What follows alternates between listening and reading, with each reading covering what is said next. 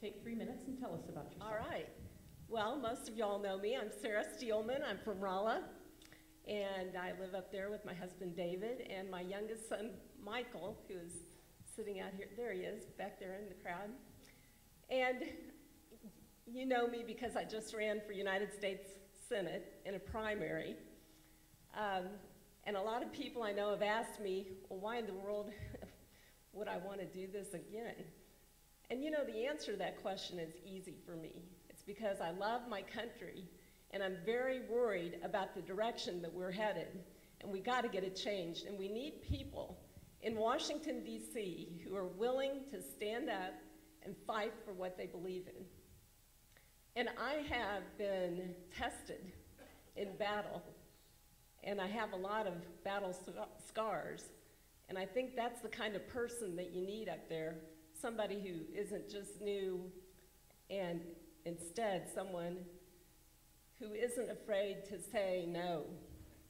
And let me give you a few examples of the things that I've done. You know, I served for 6 years in the state senate representing this area, and I served as state treasurer for 4 years. In those 6 years as state senator, I did some things that made some people mad. I ruffled some feathers.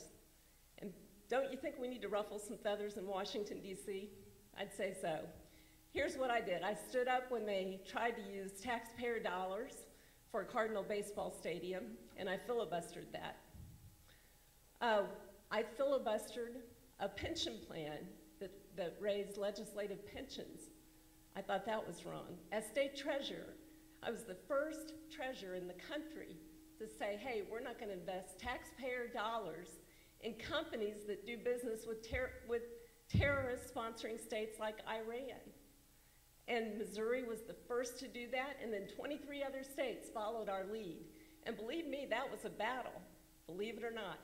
And there are actually people in this race who fought against me on that, who put profit over national security.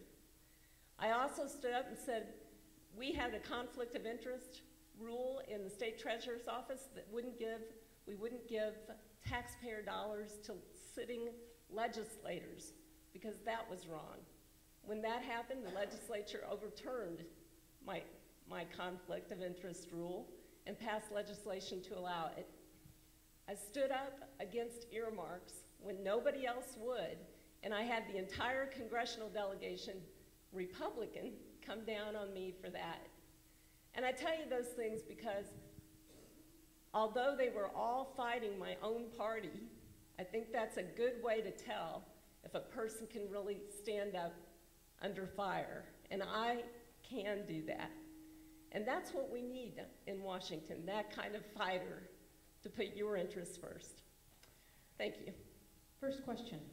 In selecting our candidate, we expect to do better. We want Missouri to do better. We're close to losing what has made us strong and what makes America great. Our country is $16 trillion in debt. Our current leader wants a blank check. Joey and Emerson voted yes on what they were calling over the cliff. How do you think that could have been handled differently? Well, I would have voted no. No question about that. That was a disaster. And we should never have given in on those particular items. We didn't get anything for anything. We should have prepared a list of cuts and said, this is what needs to be cut out of the budget, specific things enumerated so that there was no question about where we stood. Instead, they raised taxes, they pushed off a sequestration that was cuts in the budget, pushed that off for another 2 months, and claimed that the middle class is getting a break when 77% of the people have tax increases. It was a disaster. Second question. There are 435 House districts in the United States. Our district is rated the 8th poorest, and out of all the districts in Missouri, it's rated the poorest. The median income is $27,865, with a household income in Dent County of $32,991. What are your plans to change this? Well, we need to get our economy moving again. That's part of the entire problem with our country right now. And we're not going to get our economy moving again by continuing to spend more and more money and increase our national debt. The way to get our economy moving, and I'm an economist, that's my background, is that you do cut tax rates. You do put money back into people's pockets so that they can decide what they want to do with it, how they want to spend it, whether they want to add another job to their small business or not. You get the regulatory burden off of people's backs, and I have a plan to do that. What I'm proposing is a moratorium on all rules and regulations so that there's no more passed, and make Congress go in and look at each and every one of those rules to see if it's effective or not.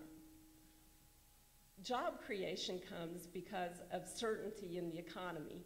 And for the past several years now, we have had no certainty in our economy whatsoever. Okay. The candidate selected for this vacancy will have to be capable of raising money. It's rumored $200,000 to $300,000. Do you feel that you're capable of raising the required funds it will take to win this race? If so, tell us how you plan to do that.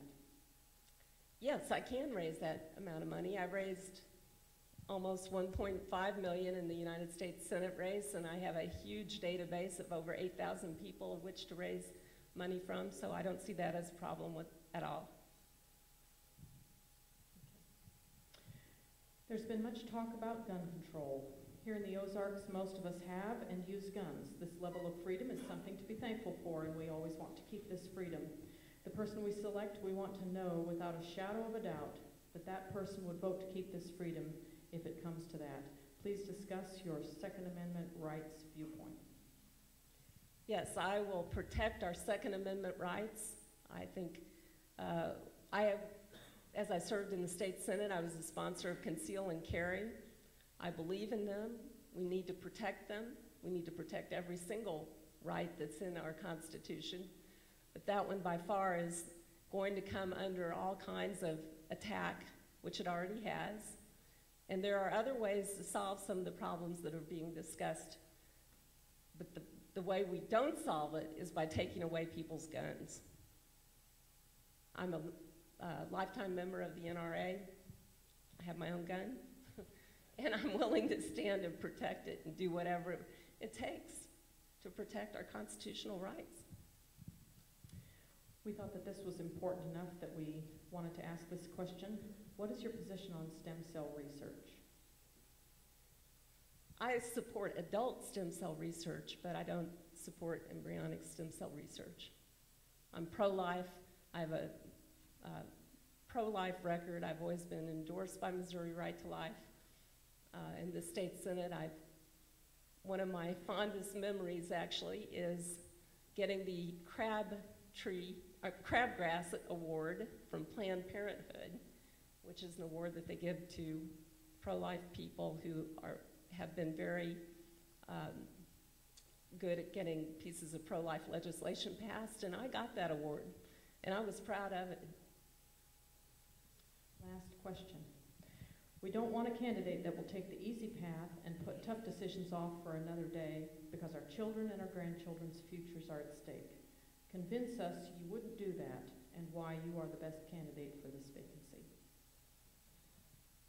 Well, because I care about what happens to this country, and I have specific initiatives that I think we need to get done. The first thing we have to do is we have to handle our financial house and put it back in order.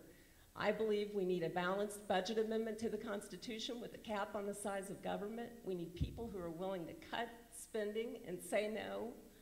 You know, when I have a plan to balance the budget in 5 years just by holding spending rates at 2008 levels. There are ways to address these problems, but the immediate problem that we have is to quit spending money that we do not have. And until we have people who are willing to just stand up and fight for that and that alone, we're not going to get anywhere. And there's another battle that's looming within the next 3 months with the debt ceiling. And I wouldn't vote to raise the debt ceiling.